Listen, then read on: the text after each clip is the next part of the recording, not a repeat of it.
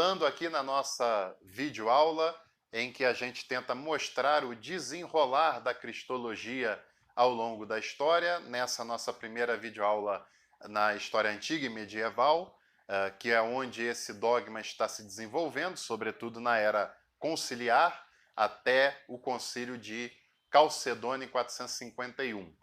A maior heresia da antiguidade relacionada à pessoa de Jesus é o arianismo. Ário era um presbítero da igreja de Alexandria que afirmava que Deus era uma mônada única, ou seja, um único ser, uma única só pessoa, e não podia ter nenhum tipo de desdobramento desse seu ser, nem entre outro ser, que não era o caso, nem tampouco entre outras pessoas, conforme a igreja vai dizer na definição de Nicéia. Para o Ário, o verbo, o Logos, ele foi criado por Deus na eternidade.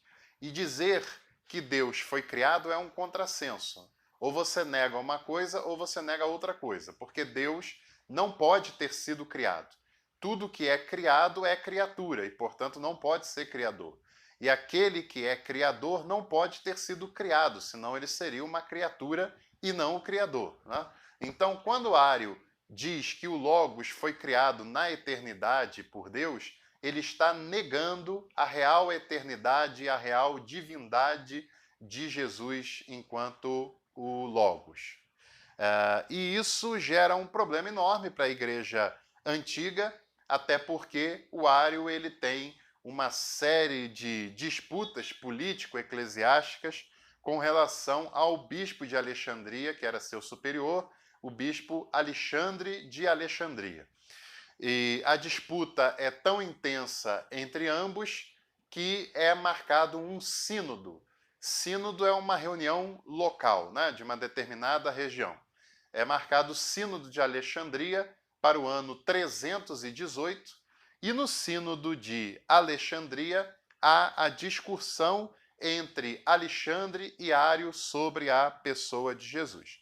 Para o arianismo, Jesus era o Logos Filho Celestial criado, que desceu e assumiu um corpo sem alma, ou seja, era como se o corpo assumido pelo Logos fosse apenas uma casca, e quando o Logos entra nesse corpo material, que era apenas uma casca, ele substitui, então, nesse corpo a sua alma humana. Essa conjuntura antropológica e cristológica que Ário faz, evidentemente é rechaçada e negada pelo ensinamento cristão ortodoxo. Alexandre não aceita isso, Ário não se submete e a discussão é levada para o Sínodo de Alexandria do ano 318.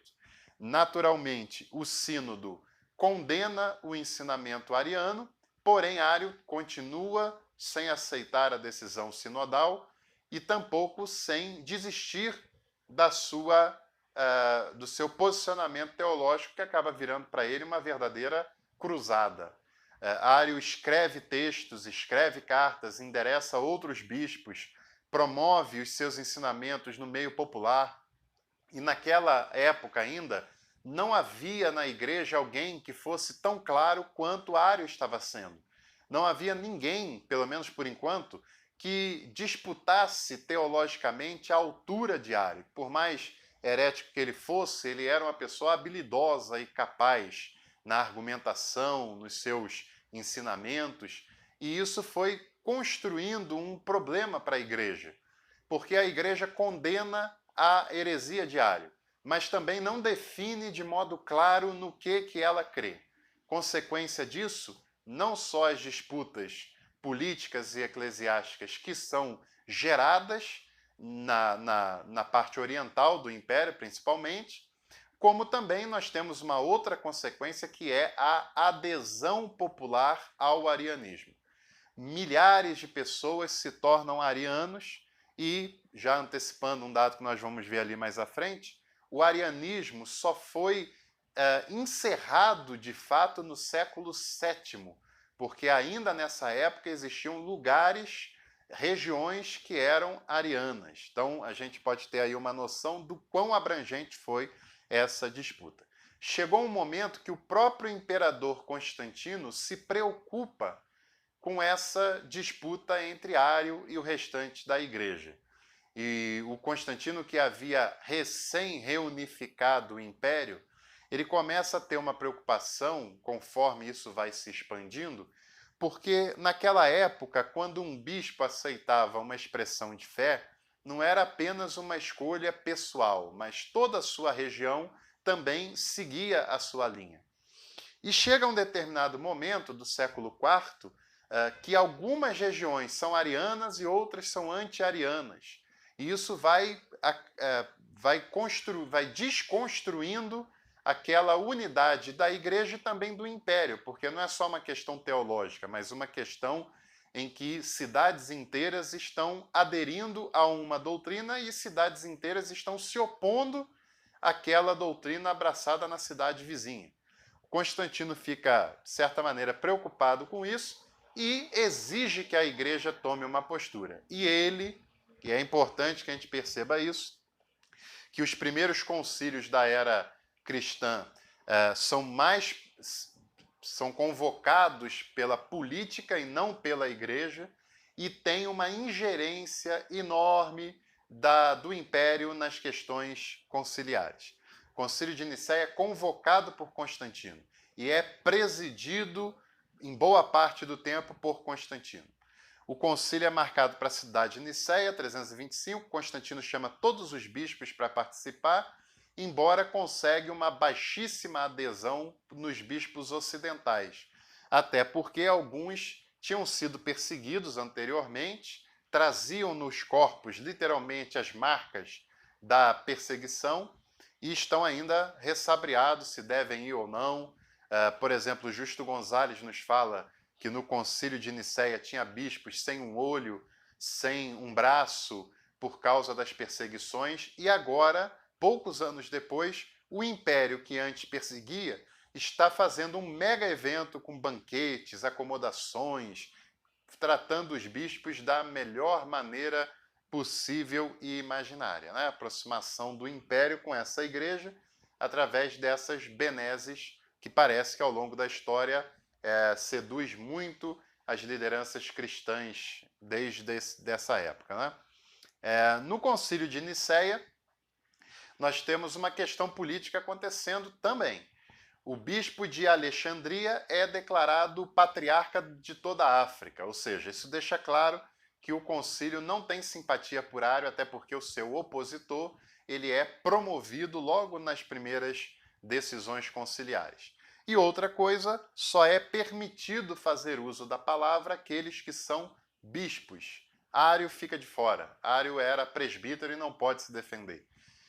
Quem representa o arianismo é um bispo chamado Eusébio de Nicomédia, que era ariano e depois, inclusive, se torna amigo pessoal de Constantino. Quando o Eusébio tenta defender os argumentos arianos, ele sequer consegue terminar a sua fala. Ele é hostilizado, interrompido, agredido pelos outros bispos e a discussão basicamente chega ao final. É redigido o credo niceno, que afirma a divindade de Jesus, que ele é eterno, que ele não foi criado por Deus, ele foi gerado. Gerado tem a ver com a pericorese, a relação íntima e perfeita das pessoas da Trindade. Criado faz dele uma criatura, né? E isso não é o caso do Concílio de Nicéia, e tem como principal definição dizer que Jesus é consubstancial ao Pai. Jesus é da mesma natureza do Pai, ou seja, Jesus é igualmente Deus, assim como é o Pai. Essa é a principal definição do Concílio de Nicéia, que, como você pode saber, é claro, consubstancial, homousios e etc., não são palavras do Novo Testamento, são palavras que a igreja precisa utilizar do vocabulário filosófico grego na elaboração dessa doutrina cristã, cristológica, né, da mais alta relevância. Então, o concílio afirma a divindade de Jesus, a sua eternidade, e que Jesus é da mesma substância, ou seja, igualmente Deus, assim como é o Pai. O concílio precisa recorrer a essas questões filosóficas, como eu falei, mas ainda não é o bastante, porque o Ário prossegue na sua jornada tentando explicar-se. Vale lembrar que, embora no início do Concílio de Nicéia tivesse cerca de 30 bispos arianos, depois que o dogma é elaborado, apenas 2 permanecem arianos e se negam a assinar o credo, que são os bispos Eusébio de Nicomédia e Teógno de Nicéia. E os estudiosos mostram que, provavelmente, ao final da vida, o Constantino foi batizado por Eusébio de Nicomédia como ariano. Então, não se prova a conversão genuína de Constantino. O que nós temos é que, no fim da vida, ele deve ter sido batizado como ariano por Eusébio de Nicomédia. Anos depois, o Constantino deu uma ordem, até por intermédio do Eusébio de Nicomédia, de que o Ário deveria ser readmitido ao seu cargo de presbítero e à comunhão da igreja.